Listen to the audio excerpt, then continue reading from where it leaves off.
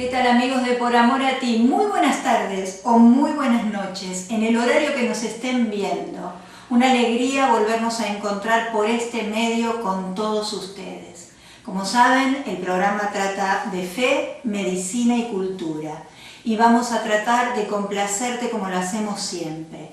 Tendremos entrevistas a médicos, a profesionales de la salud, el rincón de los artistas, llevado de la mano de la señora Susan Ferrer. Tendremos el espacio que dedicamos a la fe y a la espiritualidad, llevado por nuestra querida amiga y compañera Luba Opeca, y muchísima información y notas que hemos realizado hace un tiempo atrás y que vale la pena volver a recordarlas. Entre todos nos tenemos que ayudar para poder pasar estos momentos difíciles que estamos atravesando. Y nosotros, desde nuestro humilde lugar, desde este programa, tratamos de llevarte también un poco de entretenimiento y de distracción. Espero que disfrutes el programa del día de hoy. Imagina que te espero en algún nuevo camino, desandando aquel pasado y volviendo a comenzar.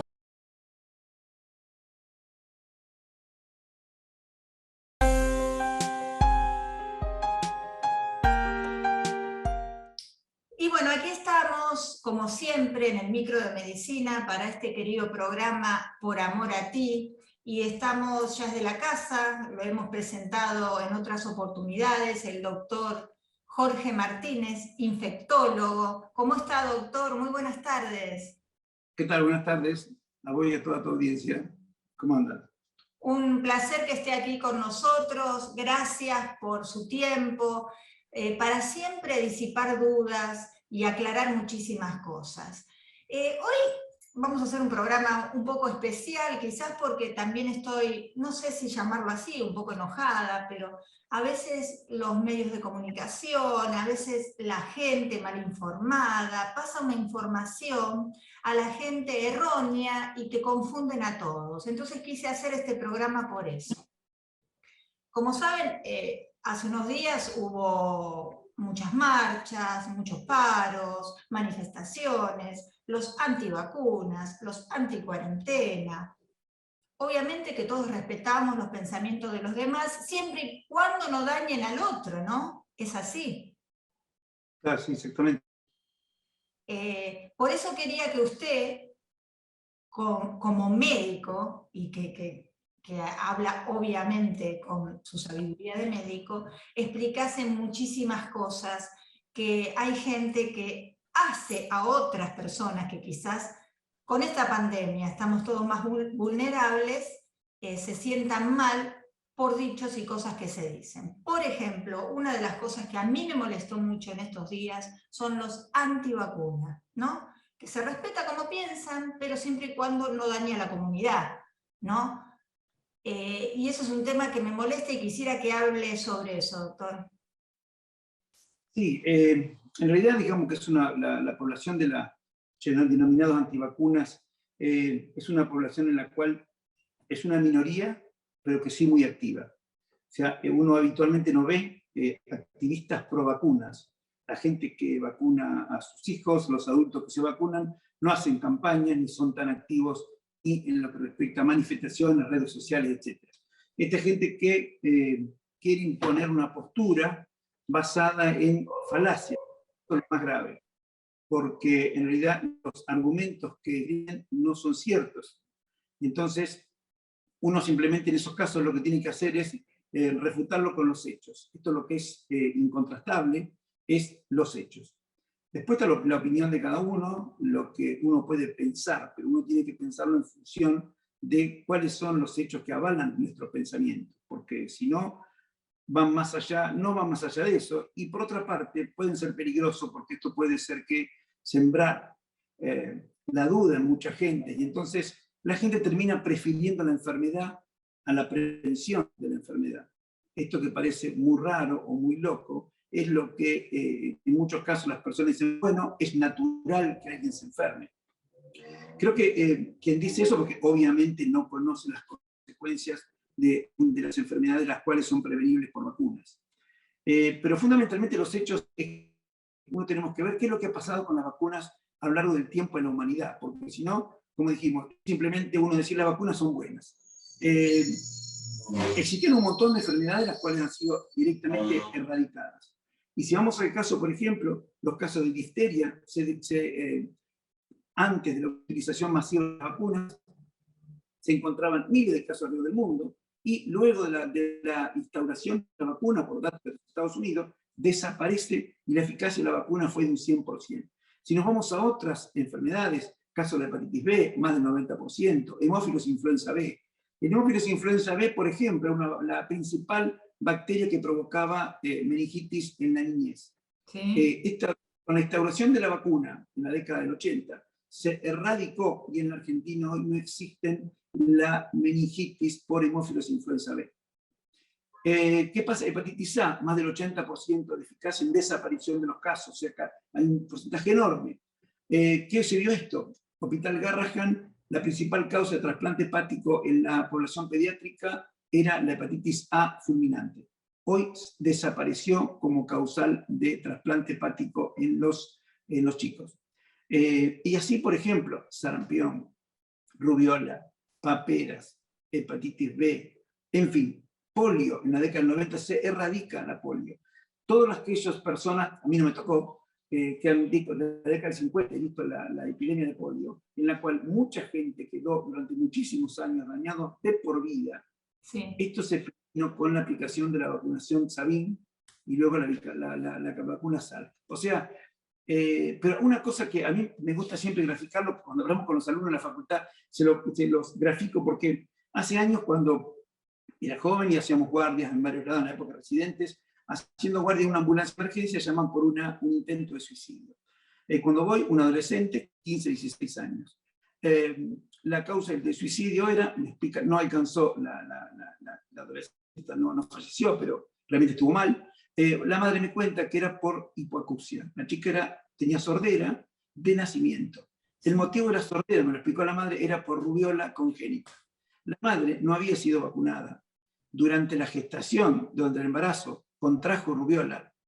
Esto le provocó un daño irreversible a la hija, que le trajo un calvario, que yo lo vi a los 16 años. Pero esta chica era muy gráfico, porque era muy triste ver cómo se había querido suicidar con el uniforme del colegio, porque lo que hoy se conoce como bullying, eran tantas las bromas y las cosas que pasaba, que esta adolescente decidió intentar suicidarse. Yo pensaba en ese momento, yo digo, si esa mujer se hubiera vacunado, ¿quién estaría acá? O sea, eso no hubiera ocurrido. Qué bueno, los consejos. Estos hechos que uno dice, bueno, la enfermedad no está.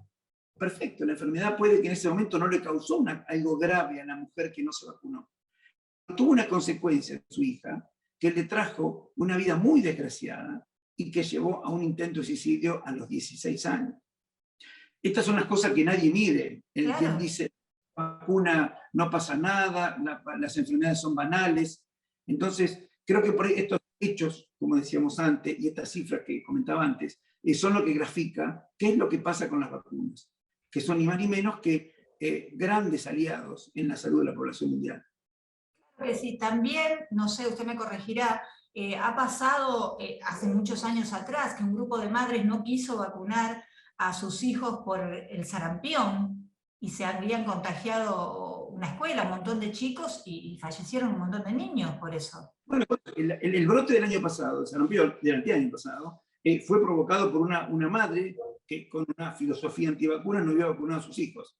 Ustedes tengan en cuenta que la vacuna de sarampión, por ejemplo, ese famoso R0 que se vino hablando tanto ahora con la epidemia con la pandemia del nuevo coronavirus, significa que R sería por cuántos casos hay a partir de una persona infectada.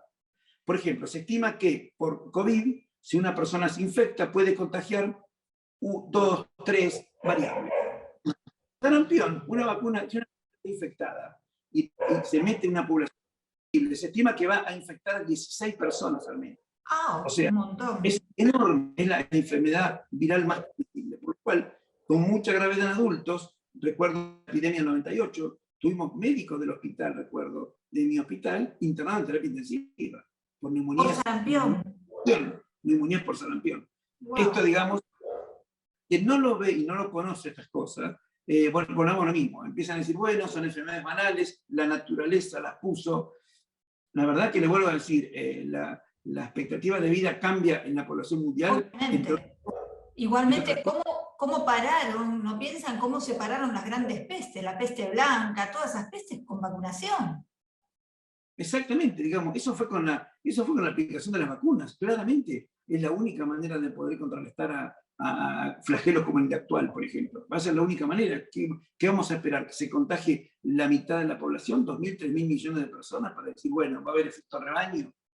Mientras van a morir más. Por eso me molesta mucho la inconsciencia de la gente, porque lamentablemente son pocos, pero muy activistas, como dice usted, pero pueden generar mucho daño también a gente que quizás en las situaciones que estamos viviendo, la vulnerabilidad que hay, y uno que está de repente lo agarra un poco bajo, puede afectar, pero por eso sirven estas charlas para aclarar las cosas. Y la mala información que se dan en todos los medios.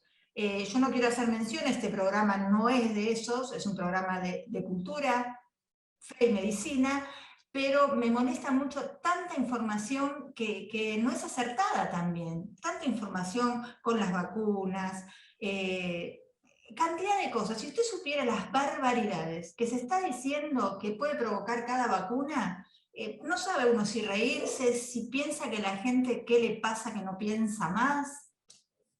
Sí, nosotros recibimos muchas consultas con gente que hace realmente consultas insólitas.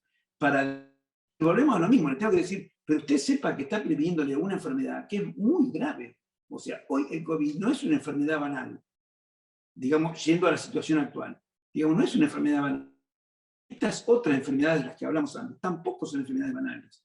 Porque, claro, las tenemos prevenidas, entonces no se ven. Uno cree que ahora, si hubiera un número enorme de vacunas, sería un caos de la sociedad y moriría muchísima gente. O sea, esto no es un tema menor.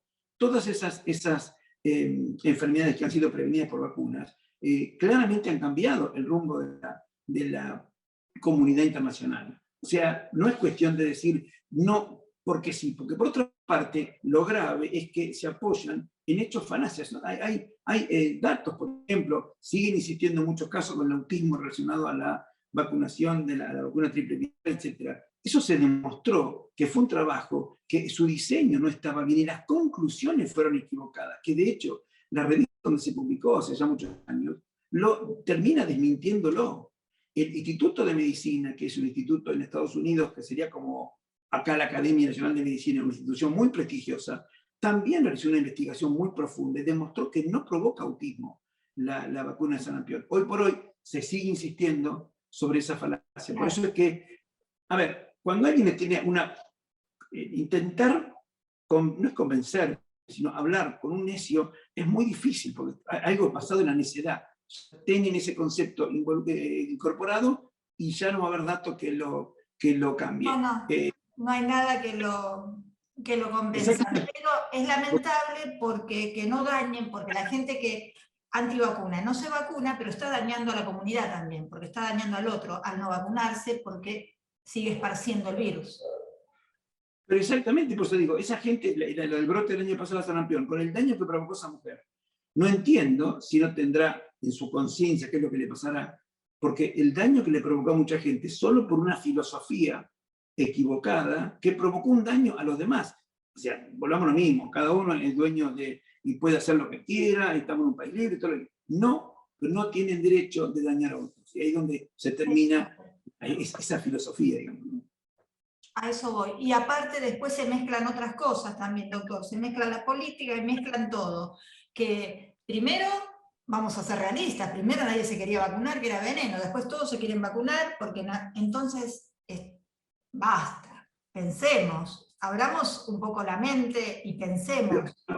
Por eso digo, inclusive hoy en nuestro medio vemos lo que está pasando en las comunidades o en los países que han podido acceder a la vacuna de forma masiva y que tiene un número muy importante de vacunados. Ejemplo típico es Israel, en el cual cómo cambió la historia. O sea, claramente se redujeron los casos de manera drástica. Entonces, Claro. tenemos la posibilidad de ver un modelo de qué es lo que pasa cuando una población se vacune de forma masiva. Bueno, aprovechemos la posibilidad. O sea, sabemos qué es lo que no va a pasar si se vacuna gran cantidad de la población argentina. Claramente esto va a cambiar el rumbo de la pandemia. Sí, claro que sí. Y estadísticamente, las epidemias, así, ¿cuánto tiempo tardan esta clase de epidemia mundial, ¿no?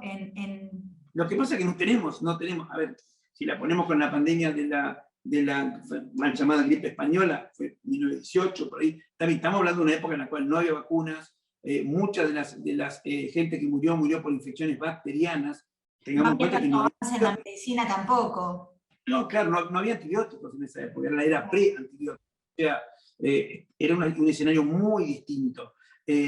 Acá, en un escenario, no hubo pandemias contemporáneas, por lo cual, la verdad que desconocemos. Por otra parte, el agente que lo provoca también va a ser cómo se va a modificar una pandemia o no. Digamos, el coronavirus es muy particular, sabemos de sus variantes, sabemos de la necesidad de tener que cortar esa circulación para poder evitar la aparición de nuevas variantes y complicaciones como estamos viendo todo el tiempo ahora. Honestamente no lo podemos saber y tendrá que ver con el grado de vacunación de la población. Si se vacuna mágicamente hoy todos, uno puede decir en 1 o 2 meses seguramente se controla. Eso obviamente no va a nuestro medio, pero sí en los países en los cuales se tiene un acceso masivo a la vacunación. Bien, por eso yo creo que no tenemos ni debemos perder más tiempo en hablar de esto, ¿no es cierto? Sí lo quería aclarar para dejar bien cómo son las cosas, porque realmente me indigné mucho este fin de semana yo, porque he visto cosas que realmente no podía entender. Y aparte a veces uno piensa, ¿no? Si la gente lo hace por necedad, por maldad, o uno no sabe por qué hace las cosas, ¿no? Y tiene que estar firme en lo que está bien y hacerlo uno. Hay gente muy temerosa y, por ejemplo, me han dicho, el otro día hablaba con una persona joven y me dicen, bueno, está bien, yo me voy a vacunar este año. Yo digo, tal vez, como sigan las cosas, tengamos que vacunarnos anualmente frente al nuevo coronavirus. En fin, porque, bueno, puede modificarse, en fin. Son hipótesis. Ya no estamos seguros que va a ser así. Y me decía, yo si me vacuno una vez, el año que viene no me agarro. Yo otras cosas extrañas en el cuerpo no me pongo. Entonces, están con esa situación de postura de no quiero cosas extrañas, prefiero la enfermedad entonces, porque el virus también es extraño. O sea, si vamos a hablar de cosas extrañas, el virus no es algo natural. Entonces, no es natural que nuestro organismo esté infectado. Entonces, uno puede prevenir algo extraño y grave con algo extraño, pero seguro y probado. O sea, hoy ya vamos a tener muchos más experiencia por la cantidad de gente que se ha vacunado. Y que claro. Ahora, una de las preguntas normales llamo porque son preguntas que se pueden llegar a hacer. La vacunación que nos damos, la Sputnik, la AstraZeneca, cualquier vacuna, ¿se tiene que dar una sola vez o se tiene que repetir cada año o cada? ¿Cómo es eso? No lo sabemos. Es muy probable, como no se sabe la duración de la efectividad de la vacuna, hay presunciones que pueden ser meses, 6 meses, 1, 2, nadie lo sabe con certeza, de hecho no ha pasado el tiempo suficiente como para tener certeza de la duración de la protección, claramente. ¿Puede que se dé una vez como la del sarampión y no se dé más, o puede ser que sea como la de la no, gripe? Lo más probable, de acuerdo a los datos actuales, es que deba tener que darse más dosis, tal vez anualmente. Ya se está hablando de una tercera dosis para algunas de las vacunas. Ajá. O sea, no lo podemos llegar a saber con certeza hoy. Claro, claro, eso se irá viendo con el tiempo y cómo va evolucionando sí, todo. Sí, porque seguramente, además las vacunas que se van a fabricar deberían ser con las nuevas variantes o con las variantes que estén circulando con mayor frecuencia. Claro, claro. Ahora decían también, volviendo a los temas más normales, decían que la Sputnik tenía la variante del virus Manaus que podía proteger. ¿Es así o es una información errónea?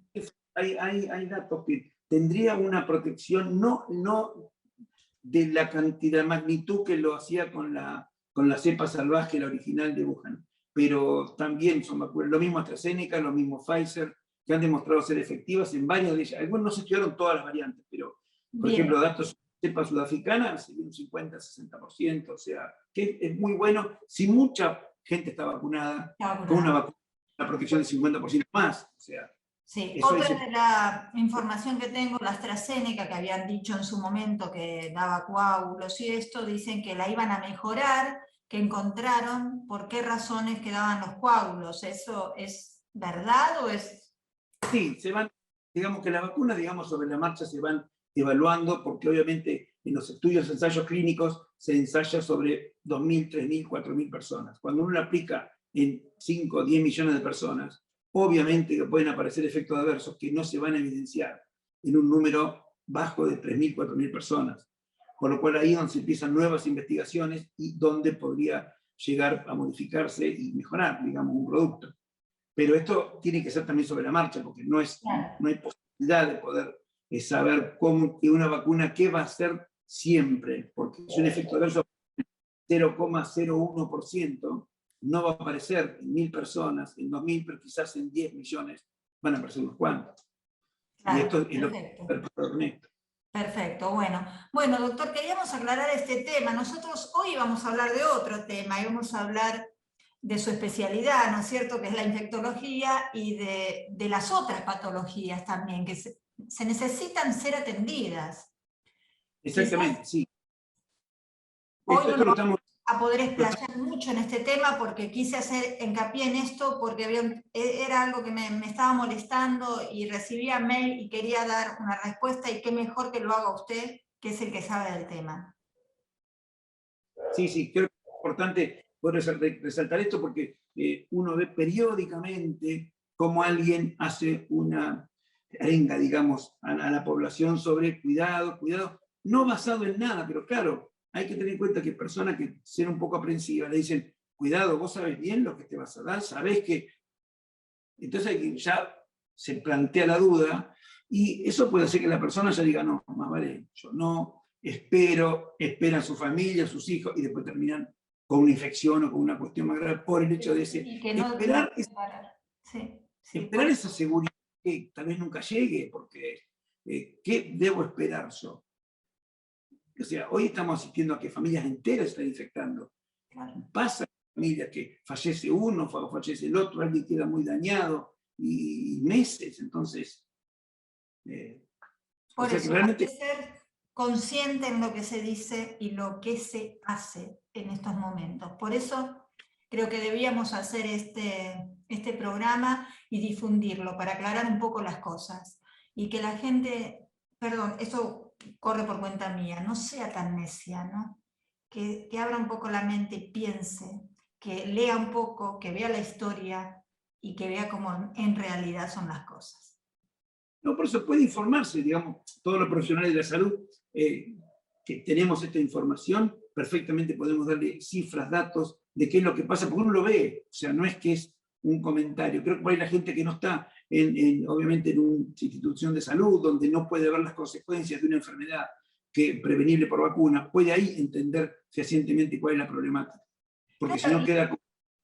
y la gente que quizás está esperando ser vacunada, pero que está esperando hace mucho y no le llega la vacuna, y está con temor y quiere vacunarse, y usted ve esta otra clase de gente y dice, ¿qué pasa acá? Hay una diferencia terrible, quizás gente inmunocomprometida, con problemas de diabetes, que están esperando la vacuna, y otros que dicen barbaridades. Entonces da un poquito de bronca a veces, y me parece... muy bueno que se haya aclarado y que informe de esta forma. Sí, sí, espero que... Igual algo interesante, que nuestro país, la Argentina, es uno de los países con más tasas de vacunación del mundo. Ah. Europa, por ejemplo, es muy problemático. O sea, Alemania es un país en el cual tiene una población antivacunas muy importante. Estados Unidos, aproximadamente el 20% de la población no se quería vacunar ahora para este nuevo coronavirus. Europa es muy frecuente, y de hecho Europa suele tener brotes. El año pasado o el anteaño fue que tuvo varios miles de casos en Alemania de sarampión por gente que se había vacunarse. O sea, en ese aspecto la Argentina no, el argentino es mucho más consciente en ese sentido y eso, tiene otra... sí. No obstante, ¿Y Rusia cómo están actualmente? es que no tenemos datos, ese es el problema. O sea, en realidad, no, Rusia es un país que en ese aspecto está bastante encriptado en su información, y no hay mucha información. por lo cual no tenemos, según se habla, se lo habrían aplicado la vacuna Sputnik y otras más en varios decenas de millones de personas. Desconocemos exactamente, no hay información que se publique de manera que se aplique a otros países. Claro. No. Doctor, sí, la última pregunta, otra información que me quedó pendiente. ¿La Pfizer es la otra vacuna que se llama? ¿Perdón? ¿La Pfizer? La de Pfizer. De Pfizer, perdón, siempre le digo. Sí, es una vacuna como la de Moderna. Sí, Moderna. Dice, ¿es verdad esto? A ver si es verdad o no, que como que previene el coronavirus, llegaron a decir, que esa vacuna es como que lo previene, no que es una vacuna nada más que hace que agarre la enfermedad más leve. ¿Tiene algo de verdad esa información o no? En los datos de los análisis que se han hecho, lo que pasa es que la vacuna de Pfizer y Moderna en realidad son los laboratorios que la comercializan, ¿no? El nombre. Son de las vacunas que han sido más estudiadas y hasta ahora son las que mayor efectividad han demostrado. Andan alrededor del 95% con 2 dosis, inclusive puede llegar cercana al 100%. Ojo, con las variantes todas disminuyen, pero igualmente tienen un grado de protección importante. Pero las Sputnik también tienen 90 y pico de... Sí. Datos con 2 dosis de Sputnik pasadas las 2 semanas de la segunda dosis, los datos son muy altos y superan largamente el 90%. Tenemos menos información, volvamos a lo mismo, del Instituto Gamaleya, de la Sputnik, tenemos menos información de la eficacia en el mundo. Pero estas dos sí se sabe que son eficaces, lo mismo que también la vacuna CanSino, que la vacuna que estaría por venir dentro de poco, que es una vacuna parecida, de una dosis, parecida a la vacuna Sputnik, que utiliza una adenovirus no replicante también, pero en una sola dosis. Es también tiene una eficacia importante. Pero las que van más a la cabeza, de acuerdo a los datos hasta ahora, es Moderna, Pfizer y por debajo Sputnik. Es una publicación reciente en la cual analiza uno de los próceres de las inmunizaciones del mundo, el doctor Plotkin. Hablan de estas y analizan también los efectos de estas vacunas y ponen este ranking, digamos, de la vacuna. O sea que tenemos una vacuna buena, claramente. Bueno, y para dar tranquilidad a la gente, que es lo que busca también, todas las vacunas, Sputnik, Pfizer, AstraZeneca y todas las que hay, son todas seguras, las vacunas no matan, ayudan a que uno esté... No, lejos, pero a ver, si uno quiere ver, sí mata el coronavirus, claramente. O sea, si uno ve lo que pasa en la terapia intensiva, los pacientes que están en terapia intensiva, hoy están todos respirados, no los veíamos eso antes. Los pacientes internados están todos con oxígeno en alto flujo, o sea, están casi para ir a terapia. O sea, eso, y se lo puede decir cualquier hospital de capital, provincia y cualquier otro de otros interiores del país, donde sea. O sea, es una enfermedad grave. Hoy no estamos hablando de una cosa menor. Hay que tomar conciencia, sí. Sí, por eso es que lo más importante, la herramienta que tenemos, la más segura, y bueno, esperemos que esté accesible, es la vacunación, claramente. Hoy no es una... Perfecto, doctor. Clarísimo. Le agradezco muchísimo. Y la semana próxima, sí, vamos a hablar de las otras patologías que deben ser atendidas en la pandemia. ¿Cómo no? ¿Sí? Gracias, un placer. Y en nombre de todos los que hacemos por amor a ti, gracias por la labor maratónica que hacen todos ustedes y en especial los infectólogos, ¿no? Que están ahí. Bueno, muchas gracias. Siempre. Doctor, muchas gracias. Nos vemos la próxima semana. Gracias. Vos no te muevas de allí porque continuamos aquí en Por Amor a Ti.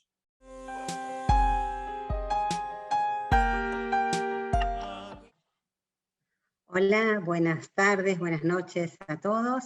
Es un nuevo encuentro del micro de medicina en Por Amor a Ti y hoy nos acompaña la doctora Natalia Elías. Hola Natalia, bienvenida. Hola Claudia, gracias. La doctora Elías ya es parte de la casa, ya es como uno más de la familia. Les recuerdo a quienes no la conocen aún que la doctora es médica endocrinóloga, es diabetóloga, osteópata, magíster en investigación clínica y es médica endocrinóloga del Hospital Británico de Buenos Aires. Bueno, Natalia, bienvenida nuevamente, lo digo, y hoy vamos a tocar un tema muy común, sobre todo en las mujeres, que es el tema del hipotiroidismo. También vamos a hablar del hipertiroidismo y de la glándula tiroides en general. ¿Qué nos podés contar de la glándula tiroides? ¿Qué es?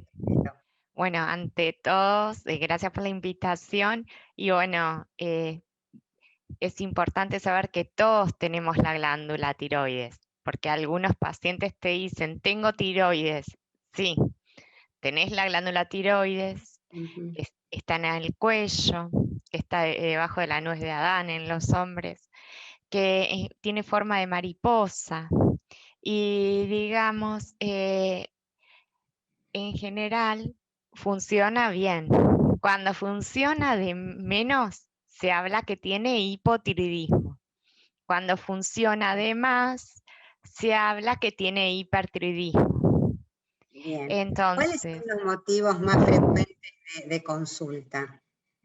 Los motivos ¿Qué más frecuentes clínicamente? Sí, los motivos más frecuentes son el aumento de peso y pacientes con dificultad para bajar de peso. En el caso del hipotiroidismo, cansancio, caída de cabello, constipación, piel seca. Como ves, son todos síntomas inespecíficos y se les puede atribuir o no al hipotiroidismo. En general, el organismo funciona de menos, digamos, porque las hormonas tiroides regulan el funcionamiento de todo el organismo. Tienen receptores en el corazón, tienen receptores en el intestino, en muchos órganos. Así que muchas veces hay otros trastornos. De ahí la variedad de la sintomatología. Sí, y hay a veces pacientes que vienen con el colesterol alto, pero después se les evalúa la tiroides y resulta que tienen hipotiroidismo. Cuando resuelven con el tratamiento del hipotiroidismo y están eutiroideos, o sea que la tiroides funciona bien, el colesterol vuelve a la normalidad, siempre y cuando haya sido por la causa del hipotiroidismo. Sí. Y es muy simple el diagnóstico, se diagnostica con un análisis de sangre, se le dosa TSH, se le dosa también... Es importante también, perdóname Natalia, pero cuando hacen los análisis, que lo realicen a determinada hora, ¿no? De la mañana.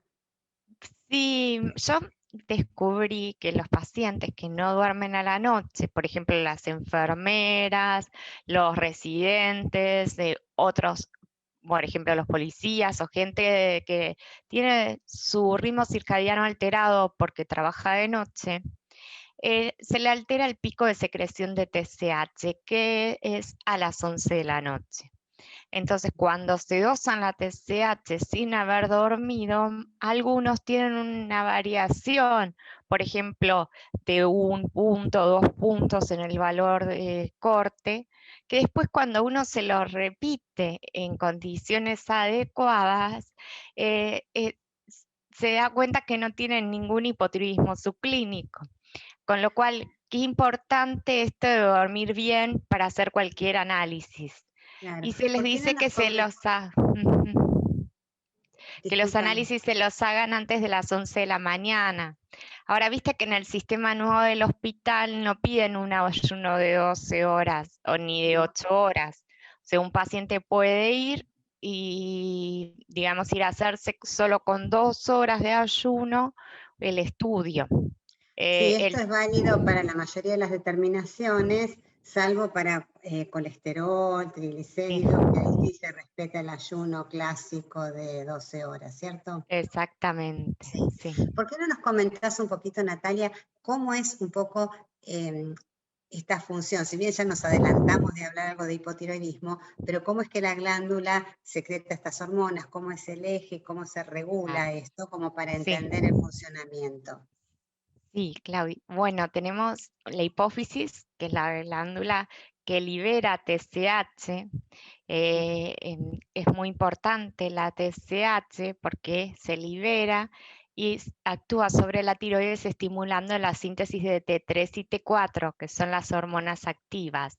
Perfecto. Cuando nosotros dosamos TSH, evaluamos el eje, porque evaluamos la TSH junto a la T3 y T4. Cuando hay un hipotiroidismo, las hormonas tiroides están bajas y la TSH sube. A veces hay solo elevación de la TSH con hormonas normales, con lo cual eso se llama hipotiroidismo subclínico. En general, la causa más frecuente del hipotiroidismo es la tiroiditis de Hashimoto, que son anticuerpos. Viste que los anticuerpos son soldaditos de batalla que nos ayudan a defendernos contra las infecciones. Bueno, estos anticuerpos, antiperoxidasa tiroidea, actúan sobre la tiroides haciendo que funcione de menos. Entonces, los pacientes, muchos requieren hormona tiroidea, que se les da en ayunas, se les dice que espere 30 minutos para desayunar, se le dice que los cereales y las fibras los coman más alejados, por ejemplo 2 horas, aunque hay pacientes que los comen después de la media hora y no les interfiere en la absorción.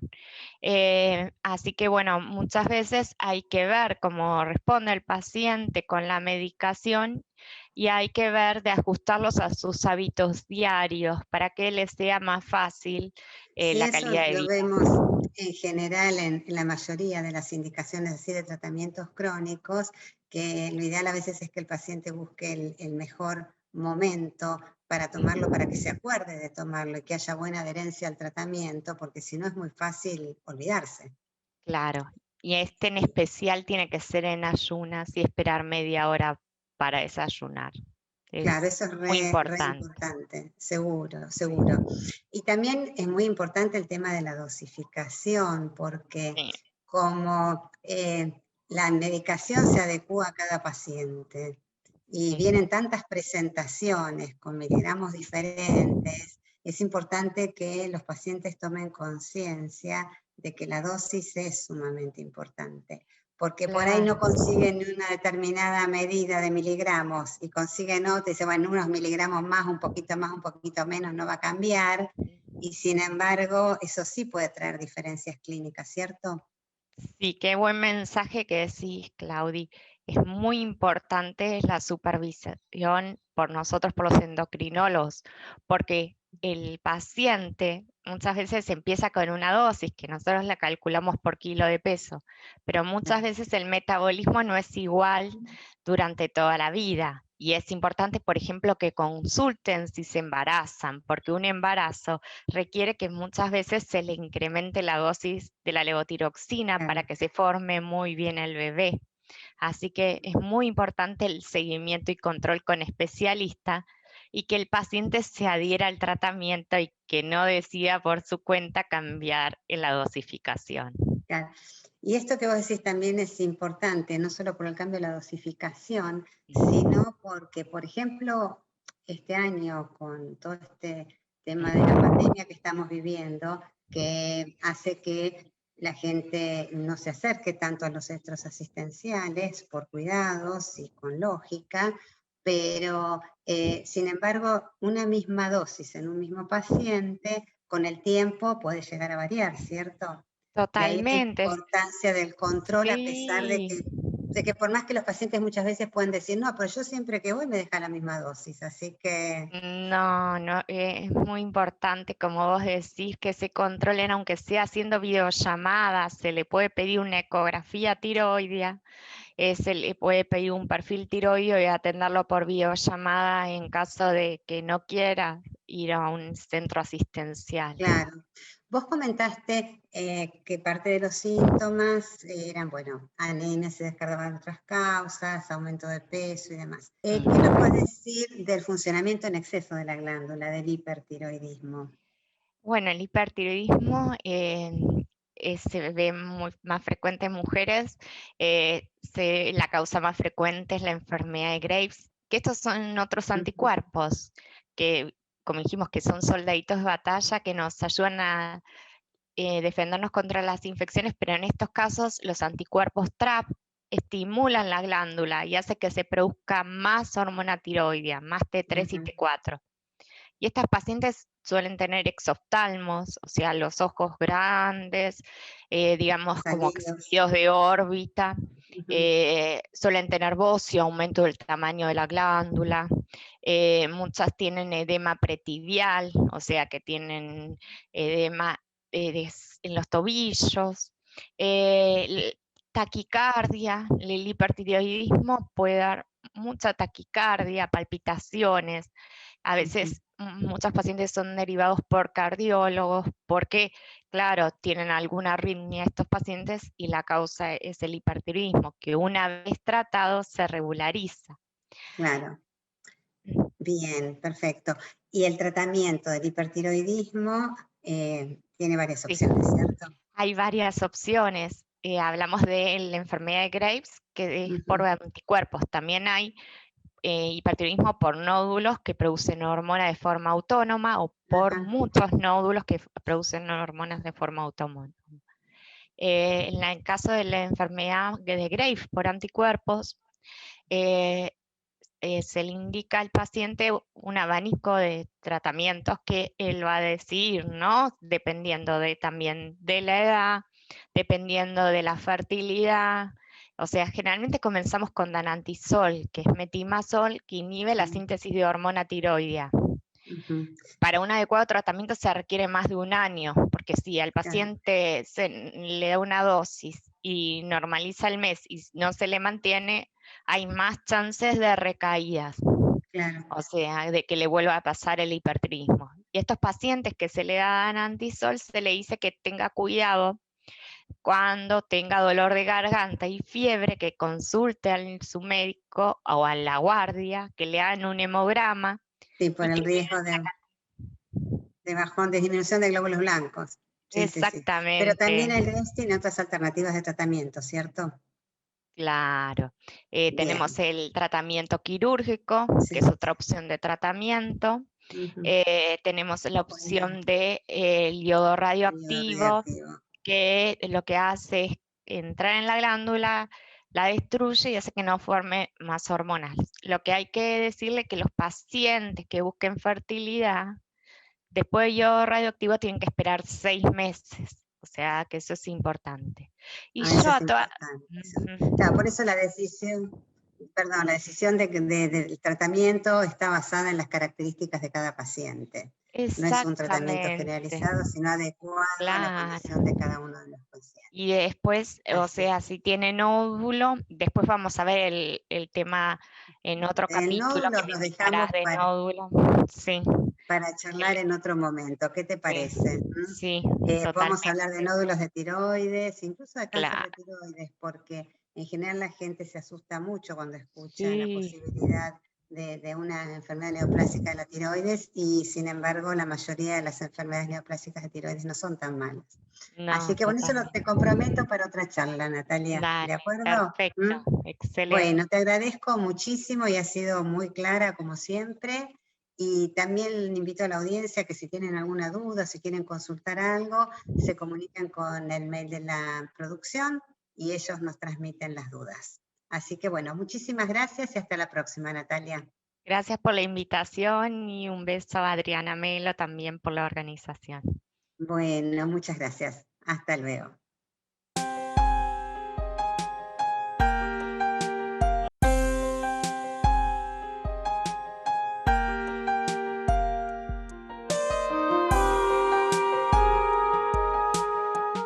Y bueno, como les prometí, aquí estamos con la querida María Rosa Busto. Ella va a llevar adelante este micro de cultura. Precisamente nos va a hablar de la historia argentina, de las mujeres heroínas. Bienvenida. Un placer estar en tu programa Por Amor a Ti y compartir este espacio que me ofreces con tu audiencia.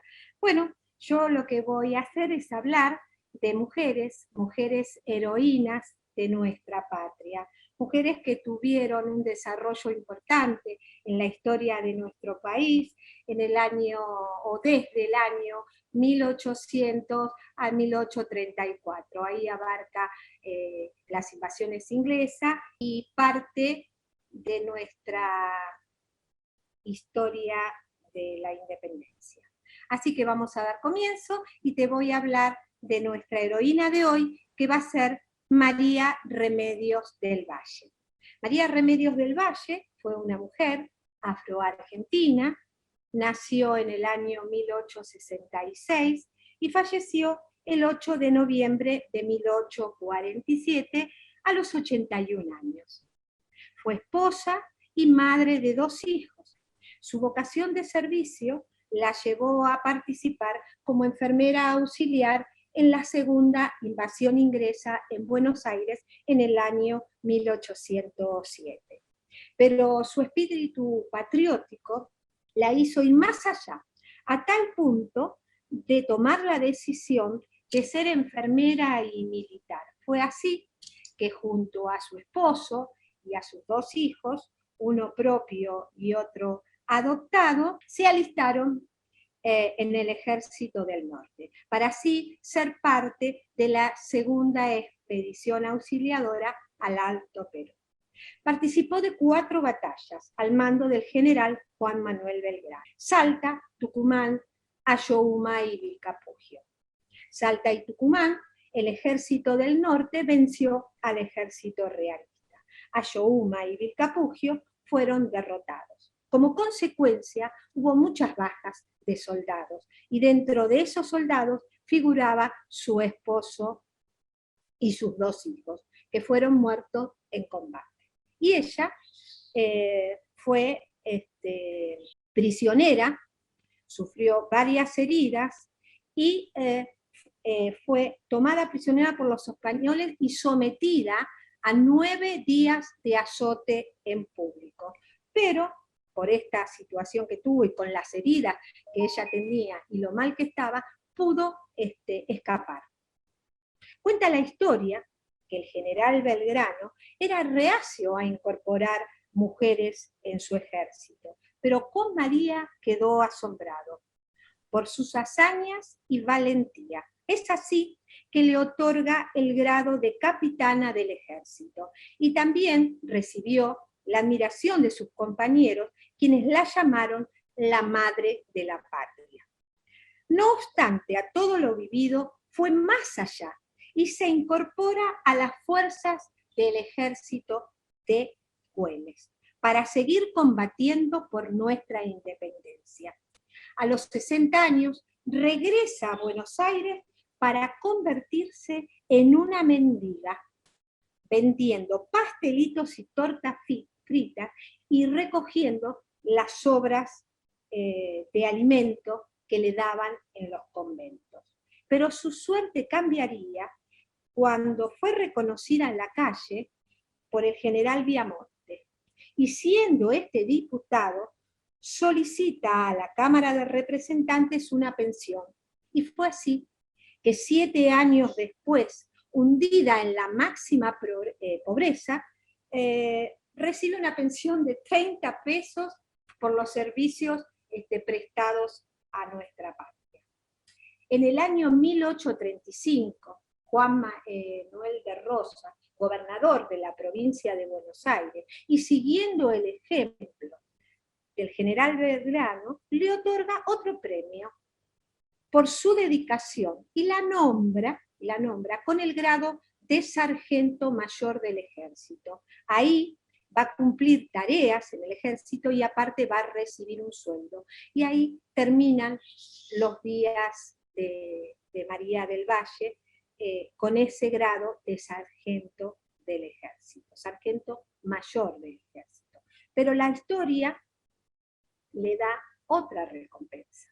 ¿Por qué digo esto? Porque 200 años después, en el año 2013, es sancionada una ley que instituye el 8 de noviembre como el Día Afro-Argentino y de la Cultura Afro, en conmemoración de esa gran mujer que fue María Mercedes del Valle, sargento mayor del ejército, capitana, como le decía Belgrano, y madre de la patria, como fue reconocida por los soldados.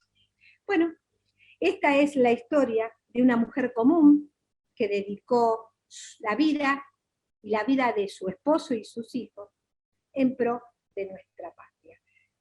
Bueno, Adriana, espero que le haya gustado a tu audiencia, que haya sido también de tu agrado, y espero encontrarlos Dios mediante la próxima vez con otra historia de otra de las grandes mujeres de nuestra historia argentina. Muchísimas gracias.